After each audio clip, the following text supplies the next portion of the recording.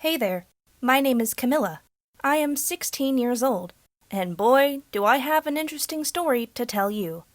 I am from the rather dry climate of Egypt, so yes, I am Egyptian.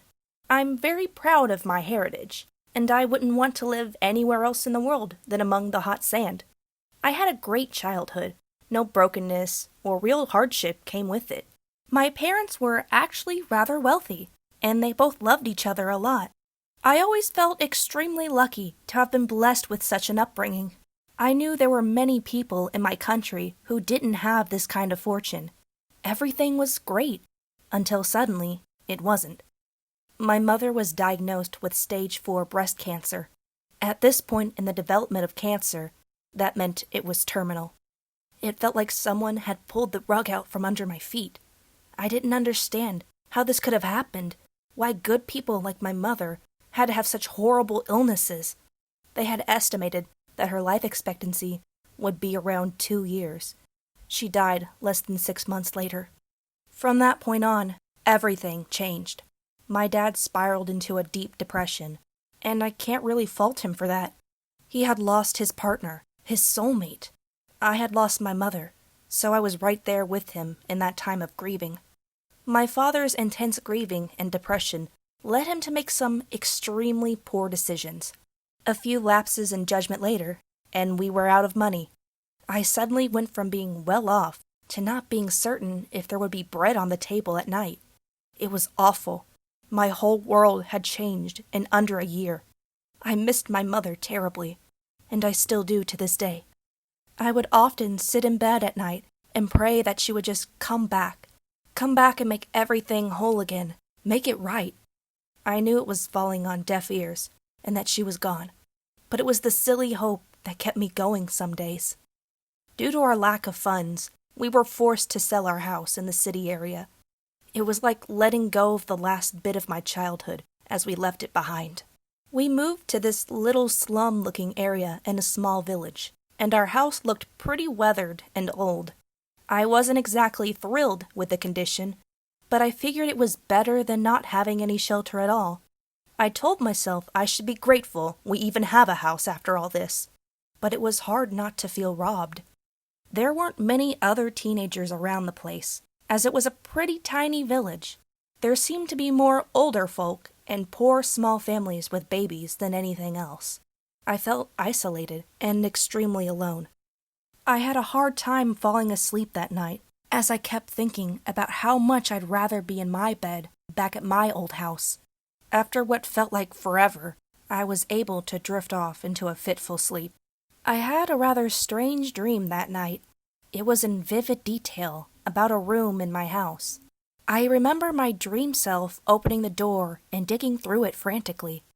I then uncovered this massive treasure, bigger and shinier than anything I had ever seen before.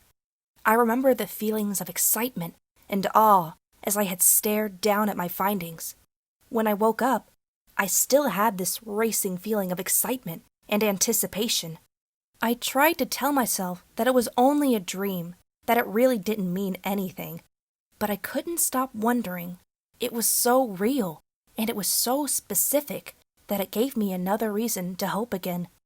I remember sitting at the table with my father that morning, enthusiastically describing to him the dream in all its vivid detail.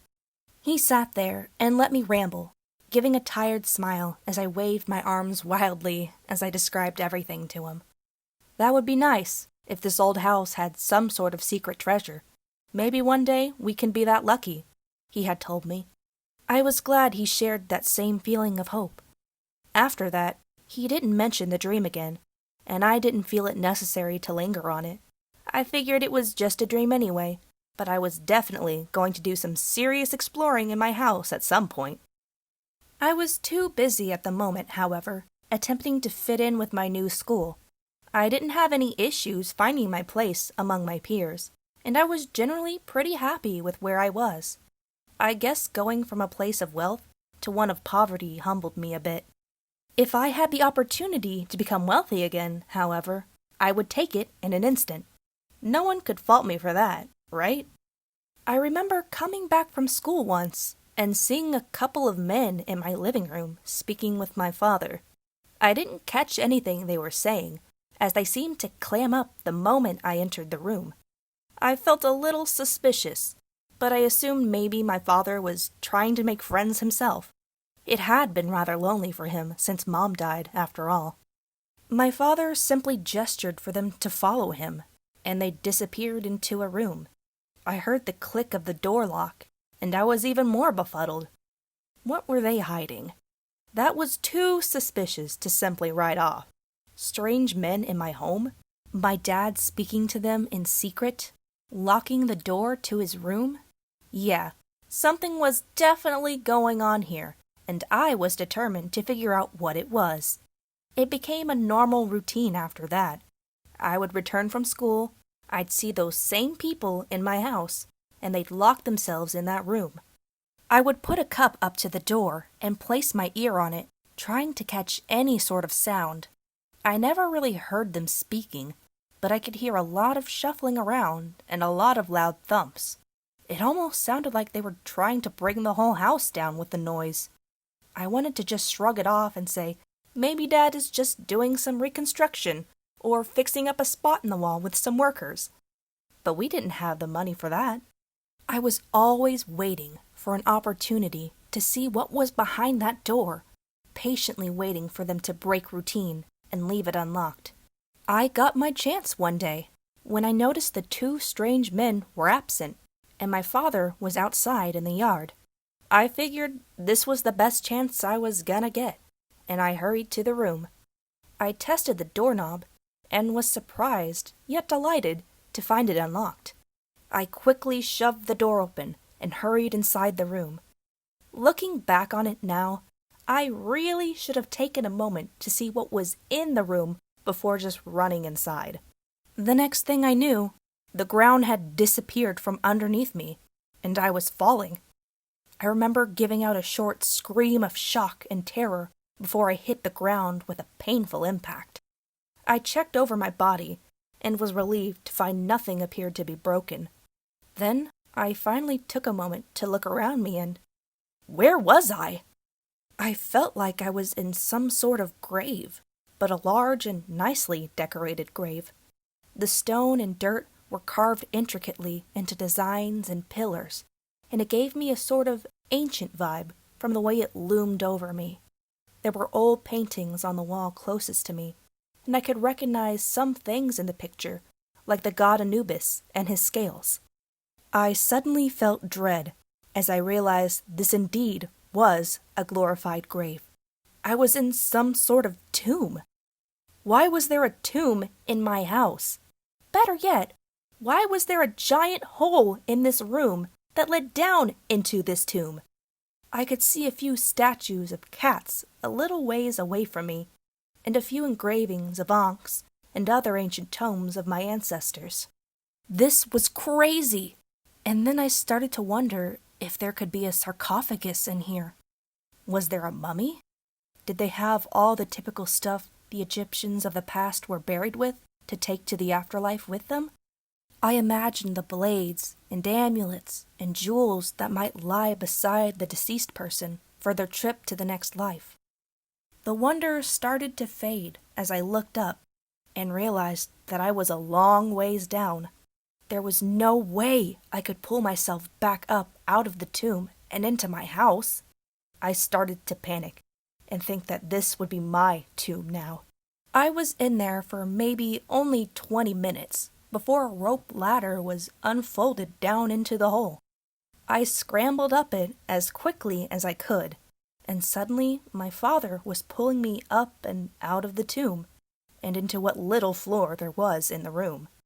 He scolded me for carelessly barging into a room he had made it very clear he didn't want me to be in. I wasn't having that, though. Not after everything I had just seen.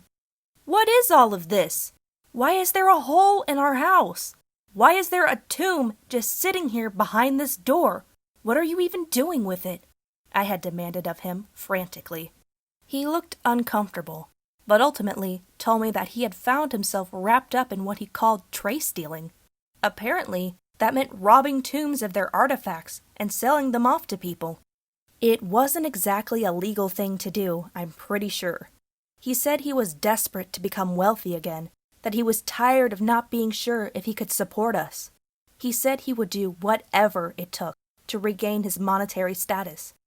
I was shocked, especially when he forbid me from speaking a word of what I saw today. I wasn't allowed to tell anyone about this, or about what my father was doing. I don't know how I feel about this. I mean, it's not right. They're defiling someone's resting place and basically grave robbing for their own benefit. I understand we need money, but there has to be some other way than this, right? I could just as easily inform our authorities of this. But then what? My dad gets arrested, and what happens to me? I wouldn't have anyone left, and who knows where I would end up. I love my dad, but I don't love what he's doing. I'm stuck between a rock and a hard place right now, and I really don't know what to do next.